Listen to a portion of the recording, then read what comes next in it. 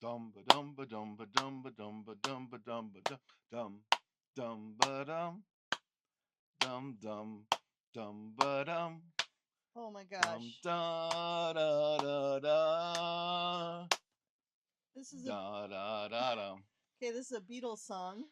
da da da dum. I'm sorry. It's love, love me do. Love, love me do. Love, Oh, love me do. I am so ashamed. Okay. Welcome and bienvenue. Welcome. Bonjour, hello. Welcome to Casual Alterations Podcast, the least professional, most sleepy podcast about Equinox's TCG Altered. Occasionally, you may hear a dog in the background, you may hear a cat. We're not taking them out, they're here to be part of the podcast. Isn't that right, Dahlia? Yeah, she got nothing to say. This is a podcast where we talk about Altered and why we love it. I am Kari, the tokens lady. And I'm Ian, the token husband. Today, we are going to talk about Tumult Championships. We just spent time in Minneapolis, well, technically Roseville, Minnesota, to play a Tumult Championship yesterday, and we're kind of tired. But first, before we talk about that, we want to remind you that this podcast is brought to you by supporting us on Make Playing Cards or Etsy, perhaps even Patreon. Right now, what is on Patreon? What's on Make Playing Cards and Etsy? Right now, we have bundles of our tokens, custom tokens that I made, and someone else printed for me. You can buy them individually on Etsy. You can buy them in bundles on Make Playing Cards to have them printed and shipped directly to you. Cool. So we got those. We have more things coming in the pipeline, so watch for that. You can also support us on Patreon, where we will be having some Patreon levels coming up in the next few weeks. So watch for that. Follow us on Blue Sky too for semi-daily posts. I try to do 3 posts every day. Weekends get in the way. Life gets in the way. So no guarantees on that, but hey, you can absolutely get in those and watch those and be a part of that. We got some great news this week. You've been talking to Justin Purnell about some stuff about the Star City Games event in Minneapolis. It's taking place in the first weekend in May. Lots of altered events, and one of them is kind of interesting. Yeah, so SCG Con Minneapolis has 5 events that we found online. Um, 2 drafts, 2 constructed, and a 2v2, which of course we're very excited about. Absolutely, because you get to build construction for it, so that is a new thing. Yeah, a constructed 2v2 is something we have not done yet, so that'll be cool. But the most exciting one probably is Saturday. They have a constructed event with special prizing. The first place player in that event will receive an oversized card. Oh, cool! Like the Tumult Championships, or is it as large as the ones that the stores are displaying? More. More than that? Bigger, bigger than the oversized cards that you can earn in the Tumult Championships. Bigger than the dragon cards that were earned at Gen Con. We're talking about a 2 foot high card, like the kind that you would see in a Magic tournament, if you've ever seen those. I mean, Huh. this is a poster sized card. Very exciting. Yeah, and let's think about the calendar then. That's like a month before Whispers of the Maze came out. Isn't that Whispers from the from. Maze? Yeah. Isn't that like about the same time that they did the dragon stuff at the other event? Uh, About a month before Trial by Frost came out? yeah, so they had some cards that could be earned at PAX Unplugged. That was in early December, about a month and a half before Trial by Frost cards came out, a little bit before the reveals started. So we don't know what the card is that's being given away. We have no information about that. However, our theory between the two of us is this card is probably a new card we've never seen before, probably the first card from Whispers from the Maze is going to be revealed. So that is awfully exciting. That's great news. Thanks to Justin Purnell for sharing that with you. And yeah, Tumult Championships. How was the drive? Yeah, that sure happened. It was a long drive. If you don't know us personally, you might not be aware this is something we do fairly regularly. We live in northwest Minnesota. It's about a 3.5 hour drive to the cities, but we try to drive down there at least once a month to play Altered with the group of regulars that play down there. And obviously, when we learned they were doing a Tumult Championship on April 5th, we absolutely had to be there. And we were. Yeah, and there were 17 people there. 18. 18. Yes, you're right, 18. I kind of thought we might have a few more, but we did have some absences for a few regulars, but for the most part, it was everybody. And we actually didn't get anybody traveling outside of the three of us. We brought one other person in from Fargo, and yeah, so there was just the three of us and everybody from Minneapolis. So yeah, that was a little disappointing in a way, but hey, 18 for a first Tumult Championship, the first North American one, that was good. So who won? Um, well, I'd like to give our listeners a moment to try to guess who possibly won this tournament in this meta. Was it Muna? No. It wasn't. You might be surprised to know it was, in fact, an Ortis hero, Sigismar. It was Sigismar versus Sigismar in the finals. 3 Sigismars in the semis, and Sigismar and 1 Fen. We had 3 Sigismars in the tournament. They were first, second, and fourth place. Yep, absolutely. We did have every faction supported, so I think the fact that the Tumult Championships do reward people for those cards, I think that did encourage more people to play different decks. Yes, but also, one of our players that was playing Sigismar is normally a Muna player. Every time we have played him at any other event ever in the past, he has played, really, frankly, a very, very good Rin and Orchid deck, which I was looking forward to seeing how it performed at this championship. But he wasn't sure it was going to be able to keep up with the meta as it is, and so he brought a Sigismar deck, which honestly I didn't even know he had. So that was a surprise, and I'm a little bummed because I really would have loved to see how that Rin and Orchid deck would have performed. But at the same time, none of the 4 Muna players in the tournament made it into the top 8. What was interesting about the Muna players was that for the most part they were all playing different things. Yeah, everybody's Muna deck was a different kind of Muna deck. That's absolutely true. So that was interesting. There were 3 Afanas players, and we all played pretty much the same deck. I played Afanas, which was against my regular feelings, but I had played it well earlier. But then I went 2-4 in the tournament. I got crushed by everybody, probably including me. Including you. You beat up me in the casual alterations team up, which happens all the time. Every time we travel. Yeah, every time we travel, we always end up playing each other. But that was interesting to me that the Muna player could just jump into Sigismar, who hadn't played Sigismar before, and just jump in and play it, where maybe I'm not as good as he is. I did not have any good luck with my Afanas deck. What about you? How was your deck? Well, my deck did what my deck was supposed to do, which was draw me a whole lot of cards and bring back stuff from my reserve to my hand so I could play it again. It did that.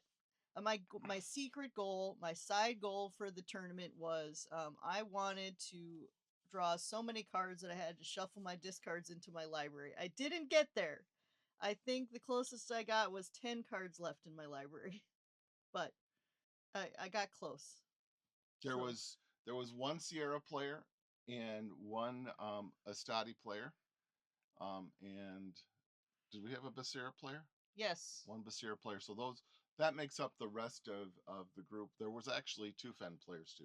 Here, so we had we had 3 Sigismar, 3 Fen, 3 Aphanis, 2 Tasia, a Sierra, an Atsadi, a Basira, a Kojo, an Arjun, and a Rin. And then we have one other player that we don't know what they played because neither of us played against them. So neither of the two other people that were in contact with afterwards either knew either. So who knows? Hey, Jordan, you know who you are. Hit us up and tell us. Post us in the comments. We can edit this later if we find out. So, in terms of like issues, I think there was one slight issue. Has nothing to do with the game store. Has nothing to do with Equinox or Asmati. I don't think it was the first Tumult Championship. I don't know if the French ones had their cards, had all of their kits yet, but being the very first one out of the gates, some things can happen like this where you just don't get the kit. Fortunately, the place Game Center in Rhodesville has agreed to ship everybody stuff who were winning awards. So that was really the only major issue. Yeah, so when you say tournament. they didn't get the kit, you're talking about the special prizing for right, the Tumult. Prizing for the Tumult tournament. Yeah. They did actually have some rewards.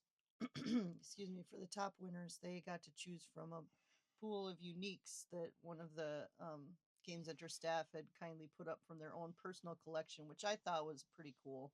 Yes, that was very cool. Not that we did well enough to earn them, but you know, someone did, and that's neat. And we did pay enough extra that we got packs for support. So I think that's a thing that, the last 9 of us who performed poorly for the tournament, we still got some kinds of rewards. So I would encourage other LGSs to price their game, their event accordingly, so that they can at least give out a few packs to everybody who is playing as support, because it does make you feel like even though you might have had a crappy day, you're still going home with something.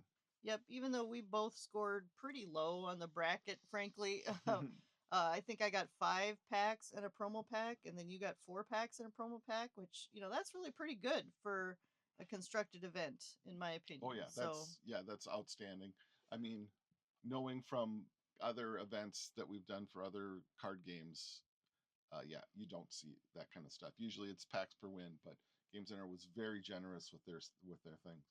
Nothing bad to say about that location, by the way. If you happen to get to Minneapolis for the SCG in the beginning of May, or you come there for any other reason, really stop by that store. It is huge, and there's lots of play space, lots of games there, lots of things to buy. They even have private rooms, which I know as like somebody who plays D&D as well, something like that is just crucial, because you try to play in a big huge room with a lot of other people and your noise levels just get louder and louder as the night goes on. Yep, nobody can hear what anybody's saying. I'm sorry, you cast what spell? What level was that? So we talked a little bit about Game Center, how great of a place it is and how much room it is. What did you find while we were at the Tumults? I really always enjoy playing with the folks down there. Everyone's always been very nice to us, very welcoming. We had a lot of new players this time too, which was really great. Yeah, some people that was their first time playing. Yeah, which was really exciting. I thought, as a player, just to see new people coming in is always great. And everyone was so fun to play against. Even the people who just wiped the floor with me, they were just very nice about it. There was one person I was playing, I was drawing cards like my deck meant to do. And she said, well, I don't like it when my opponents draw cards unless I tell them to. And then the next thing she did was play a card that said, everyone draws a card. So, everybody just was having a really good time with it. Of course, people wanted to win, but I think everybody was just there to have fun, and I think everyone did. Yeah, and I will admit that I was crushed when I lost my first game. My emotional state just dropped immediately, and then I thought back and said, you know what? I'm here to have fun. Let's just have fun. And then I played the new player. Like, that was, I don't think Cody stop smiling all day long. He was just happy to be there, and that was contagious. Yeah, and I played against Cody also at one point, and I had a great time. You know, we played cards, we laughed about interactions that were happening. We just had a really good time. We enjoyed ourselves, and that's the way it's meant to be. You know, it's a game. Absolutely. And another thing too, we went down there with Corgan, one of our friends up here in Fargo. He was exhausted on the drive down. Yes. He took a good nap. But even so, while we're there driving, while he was still awake, great conversations. And he even commented about how much the play there in Minneapolis is strong. It's very good. It's a very good group of people who play the game very well. Yes, we're so used to playing the same few people in Fargo, we forget what it's like to play outside of our little pod. And it's nice to get down there and see a little variety. Yep, absolutely. Yeah. So, talk about variety. What kind of variety does your deck need now? Because that was both of us a learning experience with our decks. What do you want to do to your deck? Yeah, so I've been playing a Lyra deck for a little while. I'm really enjoying some of the sleight of hand, swapping things back from reserve to my hand again, putting other things in reserve. So I tried some changes literally the night before the event, rebuilt my whole deck, which maybe was a mistake right before the event, but I really enjoyed playing with that deck, and I'm glad that I made the changes that I did, even though I was 3-3. That was better than me. The new deck did what it was supposed to do, which was draw me a lot of cards and let me put things in my reserve. That was what I wanted. My secret goal that I had for the event was to draw so many cards and resupply so many cards that I had to shuffle my discard into my library before I could draw again. I didn't get there. I got very close. I think I had 10 cards left in my library at one point. That was the best I did. So I need to add some more, I guess, so that I can, can hit my goal.